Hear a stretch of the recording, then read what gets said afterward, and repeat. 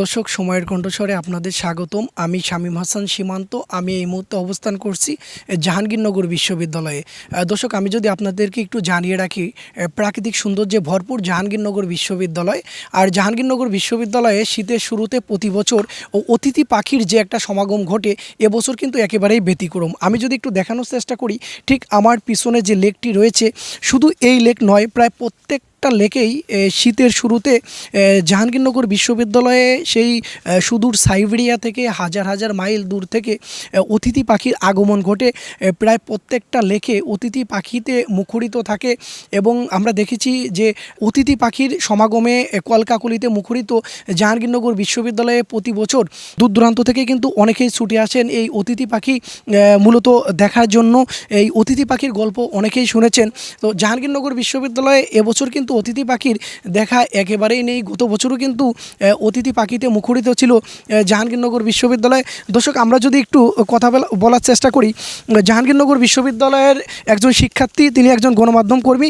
আমরা একটু আপনার কাছে জানতে চাই যে প্রতি বছর অতিথি পাখির সমাগম ঘটলেও এবছর অতিথি পাখির দেখা এখন পর্যন্ত মিলছে না, কী কারণ বলে আপনার কাছে মনে হচ্ছে? আচ্ছা, এখন পর্যন্ত যেটা আমার কাছে মনে হয়েছে, আমি আসলে নিজেও একজন গণমাধ্যম কর্মী। বিগত কয়েক বছরেও আসলে পাখি দেখা গেছে ব্যাপক পরিমাণে, আসলে ওই লেকগুলোতে ছিল, ট্রান্সপোর্ট লেকগুলোতে ছিল। আর গত বছর যেটা হয়েছে সেটা ট্রান্সপোর্ট বা ওই লেকগুলোতে না থাকলেও আমরা এই মুহূর্তে যেখানে অবস্থান করছি WRC লেক, সেই লেকে কিন্তু অন্তত বেশ কিছু সংখ্যক পাখি ছিল, কিন্তু সেটা দেখা যাচ্ছে এই বছরও সেটাও নাই। তো আসলে এটার কারণ হিসেবে হইতে পারে, আসলে বিশেষজ্ঞরা ভালো বলতে পারবেন, কিন্তু আমার কাছে যেটা মনে হয়েছে যে আসলে ক্যাম্পাসে বর্তমানে যে গাড়ি ঘোড়ার যে আধিক্য সেটা বেড়েছে, এবং একই সাথে একটা জিনিস খেয়াল করবেন যে আসলে এই যে বিশ্ববিদ্যালয়ের হলগুলো, আবাসিক হলের যে পয় নিষ্কাশনের উন্নত ব্যবস্থা নাই। দেখা যাচ্ছে যে সেই পানিগুলো ওই লেকগুলোতে পড়ছে, যার ফলে নর্মালি যে পানির যে প্লাঙ্কটনগুলো, প্রাকৃতিকভাবে যে খাবারগুলো উৎপন্ন হওয়ার কথা, সেগুলো কিন্তু হচ্ছে না।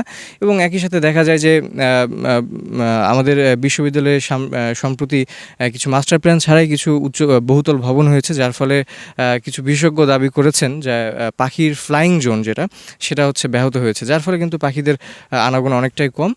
এছাড়াও আসলে অনেক ক্ষেত্রে দেখা যাচ্ছে যে বিভিন্নভাবে শব্দ দূষণের কারণ হতে পারে, বা খাদ্যর যে সংকট সেটা হতে পারে।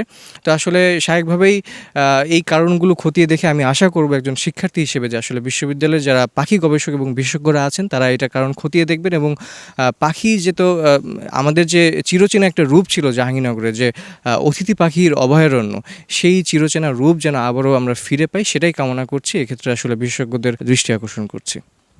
ধন্যবাদ আপনাকে। দর্শক যেমনটি আমাদেরকে জানাচ্ছিলেন জাহাঙ্গীরনগর বিশ্ববিদ্যালয়ের একজন শিক্ষার্থী, তিনি একজন গণমাধ্যম কর্মী।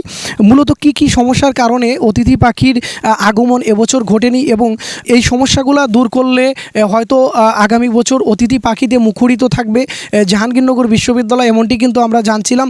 দর্শক আমি যদি একটু দেখানোর চেষ্টা করি, এই মুহূর্তে জাহাঙ্গীরনগর বিশ্ববিদ্যালয়ের লেকগুলোতে কিন্তু শুধুমাত্র দেশীয় যে প্রজাতির যে পাখিগুলো রয়েছে, বিশেষ করে বক, পানিকক সহ অন্যান্য যে পাখিগুলো রয়েছে, শুধুমাত্র বলা চলে যে সেই পাখিগুলাই দেখা যাচ্ছে। এছাড়া অন্য কোনো পাখির দেখা এখন পর্যন্ত মেলেনি। তো দর্শক, এই ছিল আমার কাছে জাহাঙ্গীরনগর বিশ্ববিদ্যালয়ের থেকে সর্বশেষ তথ্য। পরবর্তীতে নতুন কোনো তথ্য আসলে আমরা সময়ের কণ্ঠস্বরের মাধ্যমে আপনাদেরকে জানিয়ে দিব।